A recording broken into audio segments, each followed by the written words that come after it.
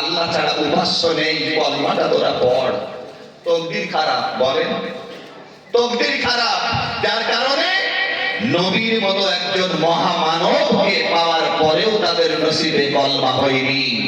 ভাগ্য আমাদের বড় ভালো যে আমরা ইমানদারের ঘরে এসেছি, ইমান নিয়ে বেঁচে আছি। সুবহানাল্লাহ বলবেন না?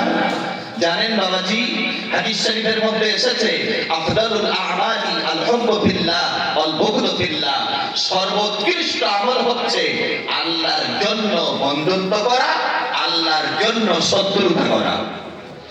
প্রিয় নবী জনাব রাসূল আরবী সাল্লাল্লাহু আলাইহি ওয়াসাল্লাম মক্কার জীবনে বসে আছেন।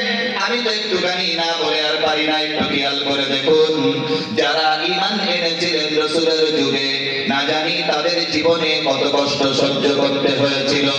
বিশ্ব নবী বসে আছেন মক্কার জীবনে, এমন সময় আল্লাহর নবীর পাশে বসে আছেন 6 জন সাহাবী। কয়জন বলেছি বাবাজি? 6 জন। তাফসীরে আনোয়ারুল কোরআনে এসেছে, তাফসীরে জালালাইনে এসেছে, তাফসীরে ফি জিলালিল কোরআনে এসেছে, তাফসীরে মাআরিফুল কোরআনে এসেছে, তাফসীরে বাইজাবির মধ্যে এসেছে। আমি তাফসীরে আনোয়ারুল কোরআন থেকে বলছি, বিশ্ব নবী বসে আছেন। এক পর্যায়ে দেখা গেল আল্লাহর নবীর পাশে বসে আছেন হযরতে খাব্বাব বিন আরিদ, হযরতে আম্মার, হযরতে বেলাল, হযরতে সাদ বিন আবি ওয়াক্কাস, হযরতে ইবনে মাসউদ রাদিয়াল্লাহু তাআলা আনহু। আমার ভাইরা বাবাজিরা, আরো একজন সাহাবী ছিলেন যার নাম হযরতে সুহাইব রিদওয়ানুল্লাহি তাআলা আলাইহিম আজমাইন। আবার বলি, একটু দেখুন, হযরতে সাদ বিন আবি ওয়াক্কাস, হযরতে ইবনে মাসউদ, হযরতে আম্মার, হযরতে সুহাইব, হযরতে বেলাল আর হযরতে আম্মার রিদওয়ানুল্লাহি তাআলা আলাইহিম আজমাইন। 6 জন সাহাবী বিশ্ব নবীর পাশে বসা।